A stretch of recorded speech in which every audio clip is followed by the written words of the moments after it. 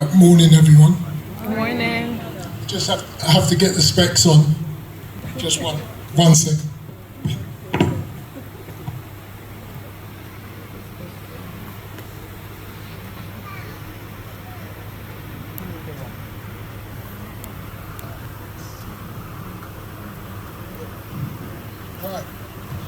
Right, that's better. Right. This is a little memory of the time that Dad spent in England from the brothers. I know there were six of us in England, but mainly from the time from the time that I remember, from when we was kids up until when he left in '84. Anyway, it's called Memories of Our Father, the late ex-born Adolphus Smith. I didn't know it was called ex-born until I looked at the dictionary and saw it written down. I thought, who's that? But, there you go, everyone knows him as Jack. My first memories of my father, who I called my daddy, was when we all lived at 12 Trafalgar Square, Mile End, London. Living together at the time was Mum, Dad, Daddy Blake, Granny, Patrick, Melvern, Uncle Melvern, that is, Lloyd and I. The other three didn't exist at the time of this memory. We all lived in a single person's flat.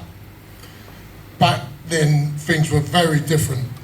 Everyone lived together as one. There wasn't much, but we all pulled together as family. And I remember at home being full of warmth and laughter.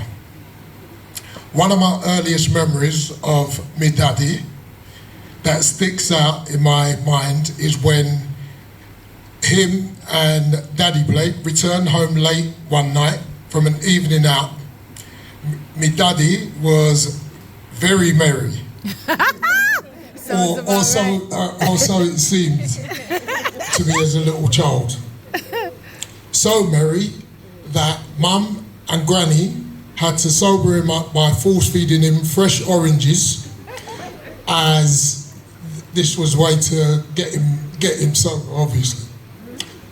As you can imagine, as a young child, I found this very comical.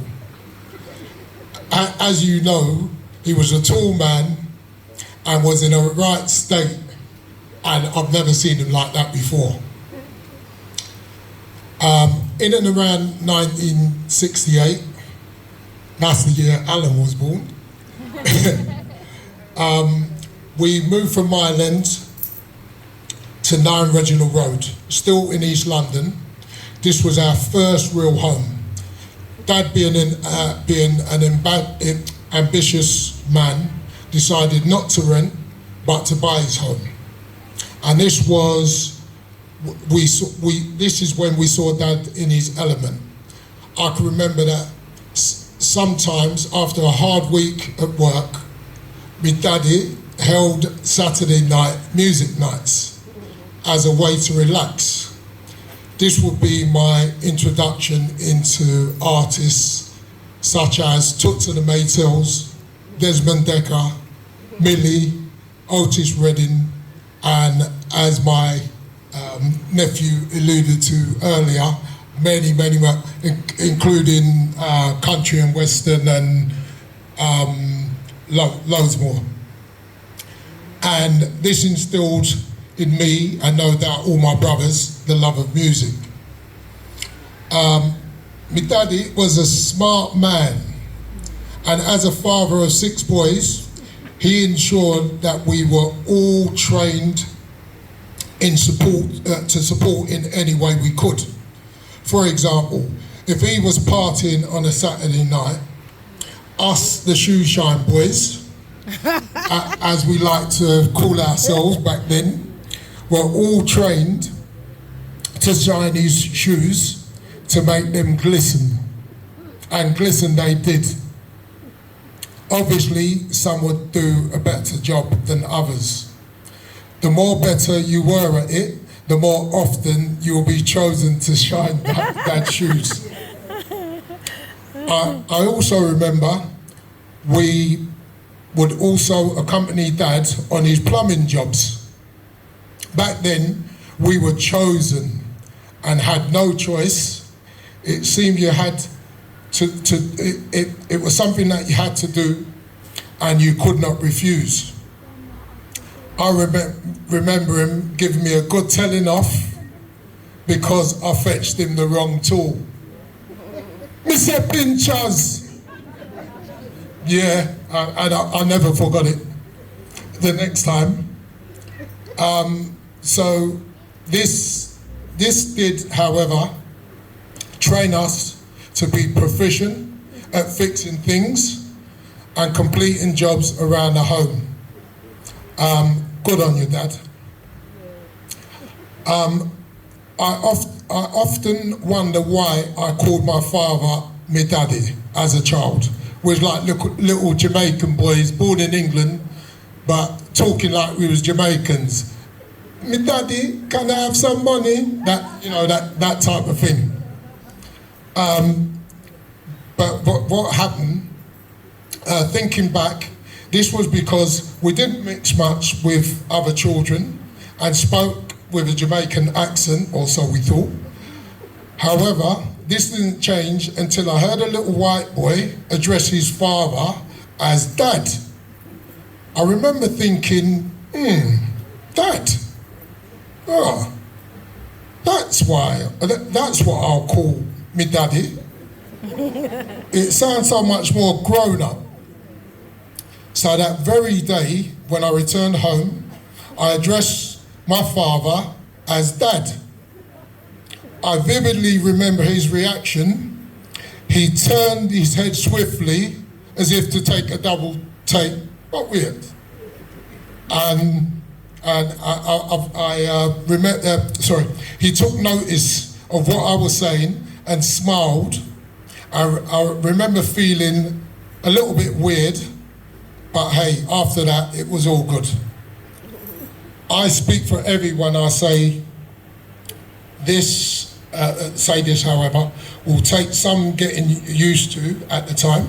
For although you are not here in person, you will be close in our hearts. When it came to sports, Dad's favourite sport was cricket. He taught us how to play in our local park. He not only taught us how to play, but our friends too.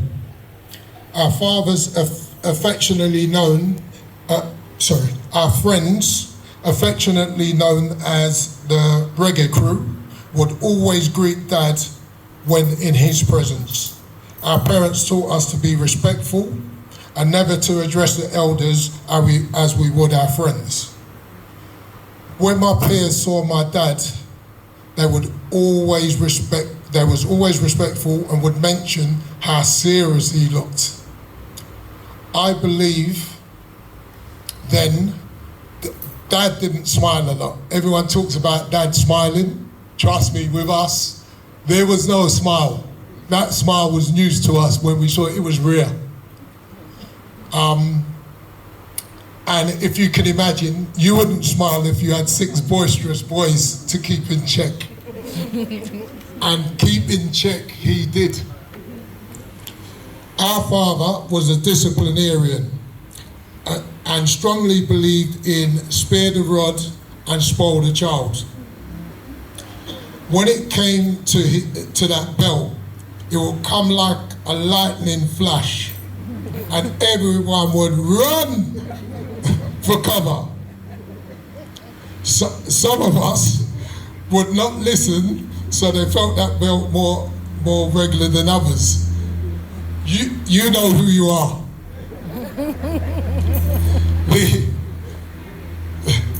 In the 70s,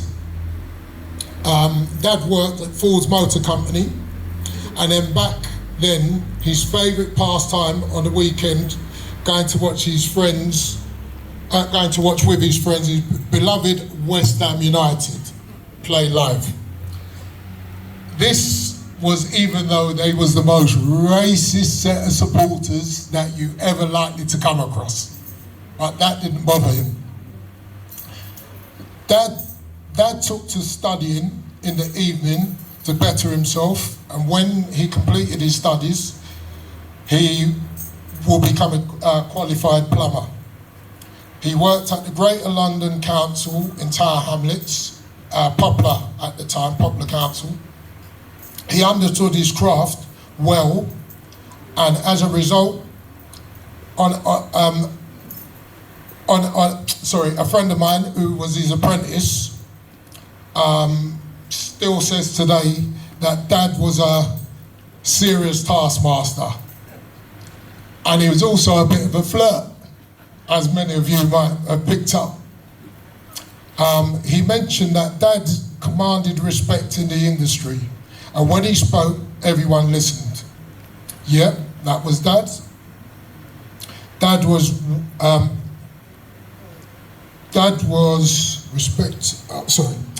he always said that living in Reginald Road reminded him of back home, where everyone knew everyone's business. Still today in England, people ask for him.